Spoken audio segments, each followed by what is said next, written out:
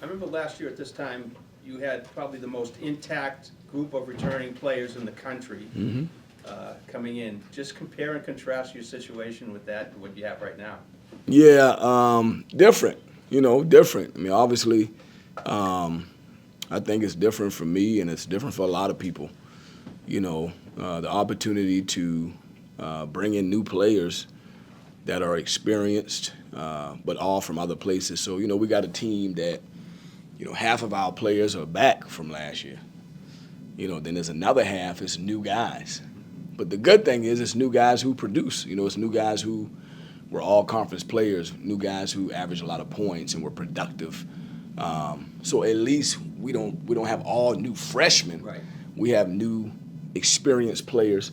So we're a little older than we were last year, but now we got to kind of clean up just the understanding of how do you win at Boston College? And, everybody get on the same page with that, believe in it from a defensive standpoint as well as from an offensive standpoint. But this is a very physical, competitive group, which I'm excited about. And then we just got to keep cleaning stuff up as we get ready for the season.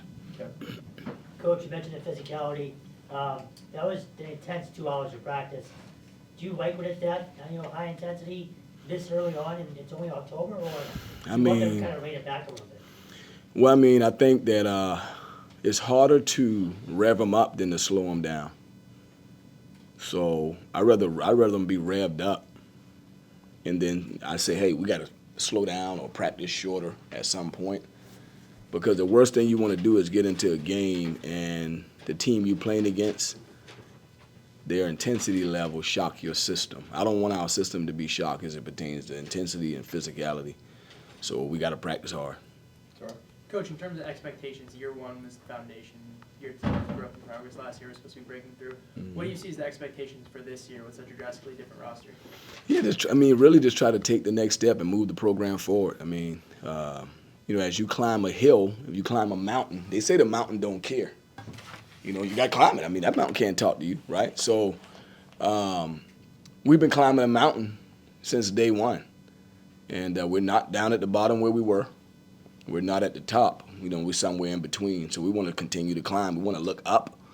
We want to continue to climb and move the program to the next phase. So that's our plan. That's our pursuit. We think we got a group that can do it. But we gotta keep working, and we gotta get better every day and get guys to buy into their roles for us to be successful. Jimmy, you mentioned defense and physicality. Is that your style, your emphasis, or is that just what you've got because of the players you've got? No, that's just kind of, they say in football sometimes, teams are like they're 3 yards in a cloud of dust. They can run the ball, they can keep their defense.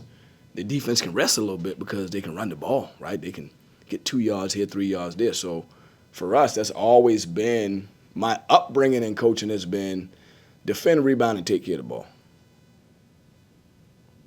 If you defend, rebound, and take care of the ball, then what does that mean? It means you're probably going to be in fast break basketball a lot because you're getting stops, right?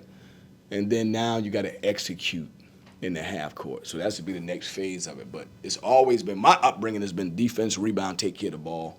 Give the players some freedom to go attack when they got those misses and they get those steals and deflections. Give them freedom to attack, and then we got to be a team that can execute in the half court as well. Your front court, you got some guys 6'8" and above. Is this kind of like the deepest you have as far as like the size of the front court and what do you expect from those guys? No, I don't know if it's the deepest. It's just a different team. We're more of a traditional big guy team. Last year, obviously, with Quentin Post, he was that was a rare case. I had never coached a guy like that who shoot threes. All my big guys dunk it, rebound it, score around the basket, be physical in the paint. And so we have more of that type of team from a physicality standpoint and just a traditional big guy standpoint. There's a collection of them. We got 4 of them. But we got a lot of talented guards and a lot of big wings. So at times, we may have to spread it out and play a 4-guard package where you go 2 forwards, 2 guards, and a big. The game is moving to that anyway. They shoot a lot of threes. They spread you out. But I think we can go a lot of different ways with this group. really excited about this group. I mean, I think this team have a chance to be very competitive. And, again, we just got to focus on the growth and getting better every day and let the chips fall where they may. You know, we got 20 days before our first game, so we got a little bit of time. I want to ask about two guys in particular, Dion and Luca. Seems like Dion really contagious energy, just this positivity, and I'm sure it helps a lot with the team. And then Luca plays beyond his years a little bit, right? Plus for a freshman, can you talk about those two a little bit? Yeah, Dion has been a breath of fresh air. You know, anytime you take a guy who averaged 20 points and 8 rebounds at shooting guard position, that's a lot. You know, there's only 2 guys in the country that did that last year, Deion Brown and Devin Carter at Providence. So I think he has a promising future. His energy is contagious. It's the same every day. He was over there today. He was out today. He wanted to be in. But, you know, we had to keep him out for a day or 2. He wanted to be in. He looked pretty healthy over there, right? A lot of energy, the loudest guy in the gym. But he's that way every day. And he plays that way. You feel him. You see him. He's aggressive. He goes after the ball. He's physical, quick twitch. Just a good player. So, and then Luca is a special point guard. He's older. He's physical. He's a winner. You know, I'm glad he's with us. You know, I think he can help us this year. Another question about Dion. What was the process like of bringing him to BC, getting him here from UMBC? And what does he bring to the team that maybe you haven't had in years past? Well, number one, he's from Great Barrington, Massachusetts, so we want to get as many guys from New England as we can, right? And I hear Great Barrington. I thought Great Barrington was in Connecticut because it's so close to the border. But it's a blue-collar place, right? And he wanted to be here when we pursued him. He had some good schools recruiting him. So he took a few visits to some, Big East and other different schools. But really fortunate that he's here because at 6'3", 6'4", with that athleticism and that ability to put the ball in the basket and that energy and physicality to play defense as well, he has a chance to really make an impact for us. Can you share some thoughts on the transfer portal overall, just how constructing a roster is different now than it was 5-10 years ago in your house? Yeah, I talked to a couple of the NBA guys when we were going through, well, I guess it's free agency.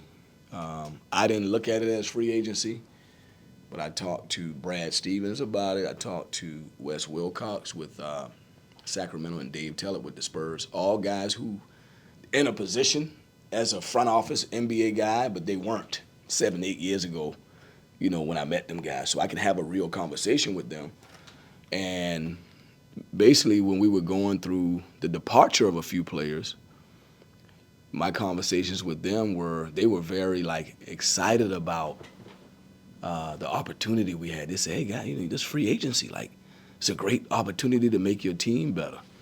So, as we were acquiring new players and bringing in new talent, every now and again I'll get a text and a guy might say, that's a good pickup or that's a good trade. You know what I mean? But it was really free agency, players moving and players leaving your program and entering your program without a lot of restriction, without a lot of penalty, but at the same time they can negotiate a contract, So it definitely was free agency. I'm glad that with the departures we had, we could get into the portal and we didn't have to go get all high school kids like you would have to. 7 years ago, if you lose 4 players, you're going to replace them with a high school guy or a transfer that has to sit out. So there are some positives, right, with the transfer portal. You can build a team right away with older guys. So there is 2 sides to that coin. Rich and then Howard. Speaking of trades, Clemson got one of your guys, but you got one of them. Just talk about Joshua a little bit. What do you think you can make out of him? Yeah, I mean, Josh, I've known him since about the 9th or 10th grade. So, a lot of when you go into the transfer portal, you do got to seek out some character. You got to live with these guys. So you want a good person. You want him to be a good player, but you got to be with him every day. So you want him to be a good person, have some character. A guy that's going to go to class and represent the program and make good decisions in the community. So at least with a guy like Josh, I was very familiar with him from a character standpoint. But also I could go watch film of a road game in the ACC where he gets 16 points or another game where he had to go guard the best player on another team. And he's done that for 3 years. So to have somebody into their 4th year in the ACC with that type of experience was refreshing. So another breath of fresh air. That's 2 times I've said that. So that's 2 perimeter players that's been like a breath of fresh air to bring into our program for different reasons. But Josh, he has 2 years to play. And I think, with that experience, he can really help us at speed and athleticism. He can really help us as a guy that's been playing, solid minutes in the ACC for 3 years. Getting back to Dion, how long did it take him from the time he got here to get healthy, to get better, and to pick up to where he is now? Yeah, he got here in June, and he sat out for about 4 weeks, trying to get himself back together from a growing issue that he had. And when he had the procedure, it was 6 to 8 weeks. So when he got to us, he was already 4 weeks in. So he had a couple more weeks. So he sat out maybe 3 weeks.